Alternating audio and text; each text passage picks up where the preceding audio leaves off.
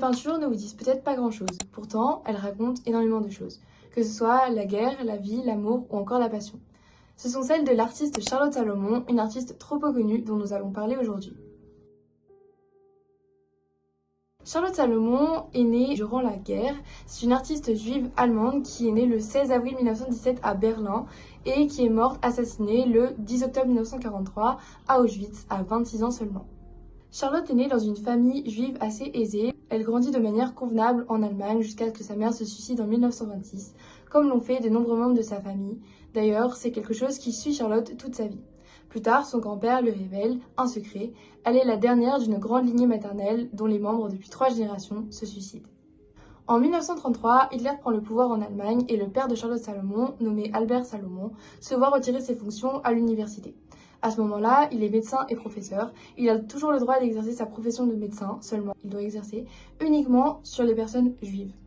En raison de l'antisémitisme omniprésent, Charlotte décide de quitter son lycée en 1933, soit 1 an avant l'obtention de son baccalauréat. Elle décide de se consacrer au dessin, puisqu'elle se révèle assez douée pour celui-ci. En 1936, elle rentre à l'Académie des Arts de Berlin malgré le faible quota réservé aux Juifs. Elle irait jusqu'en 1938, puisqu'elle se voit refuser le prix d'un concours qu'elle a reçu anonymement en raison de ses origines juives. Elle décide de cesser de fréquenter l'académie. En 1939, Charlotte décide de quitter l'Allemagne pour le sud de la France. Elle s'installe dans un ermitage peuplé de réfugiés dans le sud de la France, à Villefranche-sur-Mer, avec ses grands-parents. Cet ermitage, il est dirigé par une riche américaine appelée Ottilie Moreau. En 1941, leur hôtesse américaine, dont le pays n'est pas encore rentré en guerre, décide de quitter la France pour les États-Unis.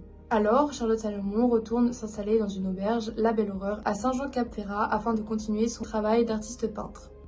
C'est notamment là qu'elle va élaborer l'œuvre de sa vie, Leben oder Theater, littéralement vie ou théâtre. En 1940, la grand-mère de Charlotte se suicide et donc Charlotte reste habiter avec son grand-père. Dans une lettre retrouvée en 2015, Charlotte explique qu'elle a vécu des abus sexuels de la part de son grand-père. Elle l'aurait donc empoisonné avec une omelette au véronal en février 1943. Elle dessine donc son portrait pendant que le poison agit. Dans Leben oder Theater, elle raconte également que 10 nuits bondées dans un train seraient moins pénibles qu'une seule avec son grand-père.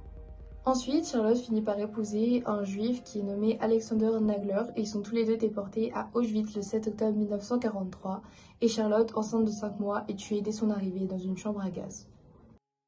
De la fin 1940 à la mi-1942, Charlotte élabore l'œuvre de sa vie qui est Leben oder Theater et qui est sous-titrée Ein Singspiel. Donc une œuvre autobiographique. En 18 mois, elle va peindre 1325 gouaches et elle va en retenir uniquement 781. Elle va utiliser du rouge, du jaune, du bleu et du blanc.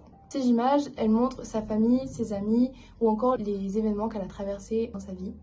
Donc c'est vraiment une œuvre autobiographique qui est accompagnée de musique, de textes, de citations, tout en allemand et parfois retranscrites dans différentes langues. Peu avant son arrestation, en lui disant « Gardez-les bien, c'est toute ma vie », elle confie ses œuvres au docteur Moridis, qui est un de ses amis les plus proches. Il a pour mission de les remettre plus tard à Ottilie Moreau. De retour en Europe en 1946, cette dernière reçoit les œuvres de Charlotte Salomon et elle les transmet à son père et à sa belle-mère qui sont encore en vie et qui sont rescapés du camp de Westerbork pour qu'ils puissent en faire quelque chose.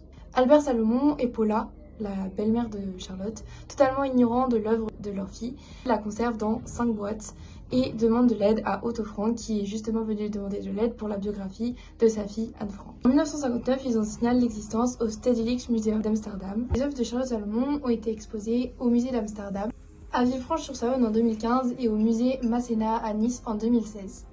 Elles ont également été exposées 2 fois à Paris, une fois au Centre Pompidou en 1992 et une fois en 2006 au musée d'art et d'histoire du judaïsme. Les œuvres de Charlotte Salomon restent méconnues et oubliées. Comme œuvre qui raconte la vie de Charlotte Salomon, nous pouvons citer Charlotte et David Fuenkinos et également la grande œuvre Leben oder Theater. Personnellement, j'ai lu les deux et je les ai trouvées incroyables et je trouve son histoire très émouvante et remarquable, c'est pourquoi je vous invite tous à lire ces 2 lectures. N'hésitez pas à partager cette vidéo autour de vous et moi je vous dis à la prochaine.